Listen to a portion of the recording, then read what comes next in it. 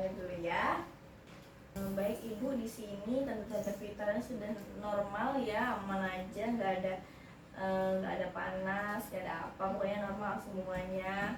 Jadi di sini saya akan menjelaskan dulu dari ruang popok itu ya, itu namanya adalah diaperas. Diaperas itu adalah ruang popok yang terjadi pada anak ibu. Jadi itu tuh biasanya terjadi pada umur 4-15 bulan. Nah itu tuh biasanya terjadi gara-gara kebersihan yang kurang terjaga dari anak ibu. Tanda-tandanya itu seperti muncul kemerahan kayak yang ibu bilang tadi. Setelah itu ada tanda itu biasanya dengan kemunculan kemerahan di bagian selangkangan, di bagian kemaluannya, bisa juga di bagian bokongnya.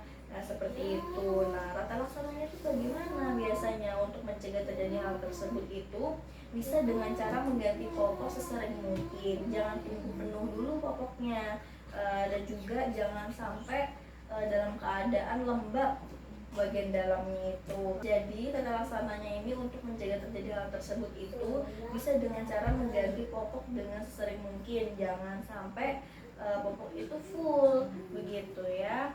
Jangan sampai lembab dan basah.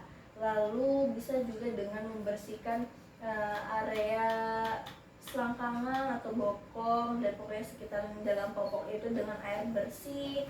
Jangan digunakan air yang lain-lain. Nah itu tuh dipastikan jangan sampai digosok, cukup dielap saja.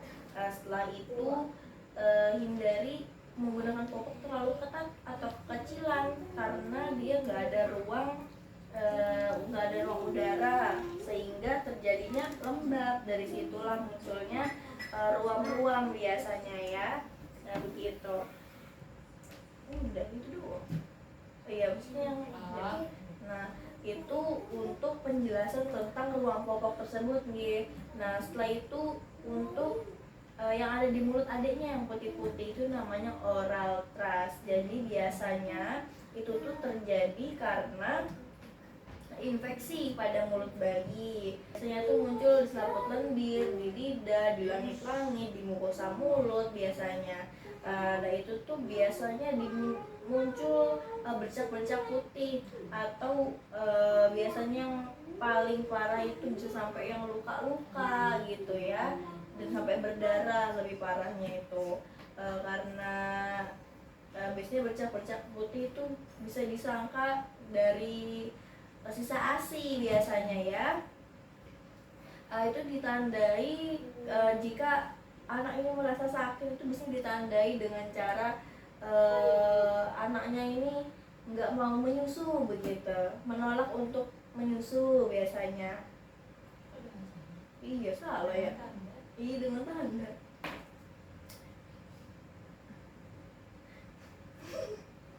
Biasanya anak ini merasa sakit itu biasanya ditandai dengan tidak mau menyusu biasanya ya. Untuk mencegah terjadinya luka di mulut atau bercak putih itu, ibu bisa melakukan pensterilan dari botol susu yang akan diberikan kepada anak. Bisa dengan cara air mendidih, jadi bisa diberikan itu dalam keadaan bersih, tidak ada bekas-bekas susu sebelumnya. Nah setelah itu bisa ibu tuh sebelum menyusui dibersihkan dulu di bagian bagian putihnya itu dibersihkan dulu sebelum memberikan susu pada anak.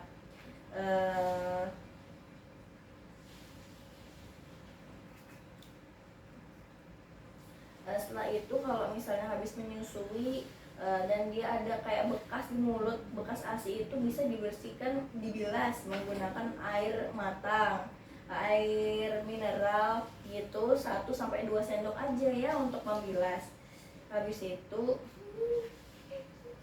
nah cara merawat mulut bayi itu bisa dengan cara jari ibu itu dililitkan menggunakan kasa, lalu digosokkan perlahan di lidah bayi agar tidak menyisakan bekas yang ditinggalkan dari ASI-ASI sebelumnya begitu. Kalau misalnya memang dari membilas menggunakan air bersih itu tidak bersih dirasanya ya, bisa dibersihkan menggunakan kasa yang udah dililit di jari begitu. Nanti ada terjadi hal-hal yang tidak diinginkan, misalnya adek ini tambah parah gitu, bisa bawa saja langsung ke Vaskes kesehatan untuk pemeriksaan lebih lanjut sama dokternya ya. Mungkin itu saja dari saya. Kira-kira ada yang ingin ditanyakan dari yang saya jelaskan tadi, Bu? Cukup jelas ya. Baik, terima kasih sebelumnya ya. Baik, terima kasih.